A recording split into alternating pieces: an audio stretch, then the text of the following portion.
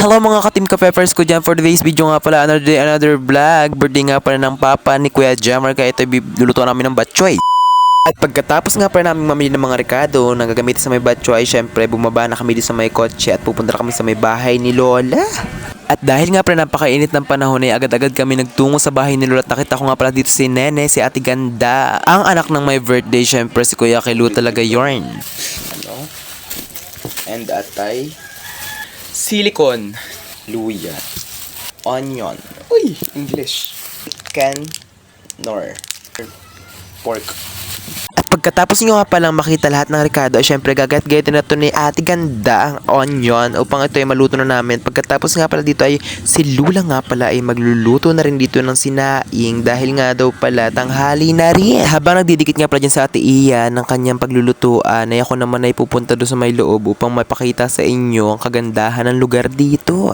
Katulad ng mga view dito, napakagandang dagat. Tara! At pagkatapos nga pala natin pakuloan ng manok ay syempre punta tayo sa may loob para malinis na natin ang ating mga kalat pa doon. Katulad ng mga balat ng luya, balat ng onion, at balat ng green na dahon-dahon, charis. Hindi ko naman tawag dun eh. At isa pa to sa kailangan natin sa ating batchoy, ang pansit. Ito ay ating ilalagay lamang sa tubig para lumambot na. Buti na lang talaga na napakalapit talaga ng dagat sa may bahay nila dahil kahit mainit talaga ang panahon ay napakalakas naman ang hangin dito sa may tabing dagat. Hindi ka talaga mahihirapan. At pagkatapos nga palang maluto natin iya ang batchoy, talagang kumain na kagad kami at bumili na ako dyan ng coca salo, baka naman.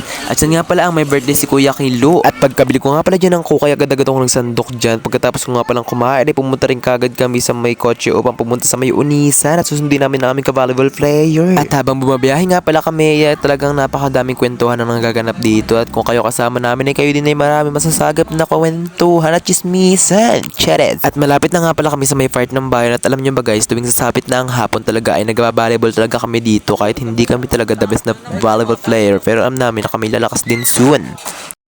Hey guys, we gonna road trip na naman tayo. Kaya pupunta tayong bayan, di ba bakla? Yan talaga. Yes! Ha? Wow,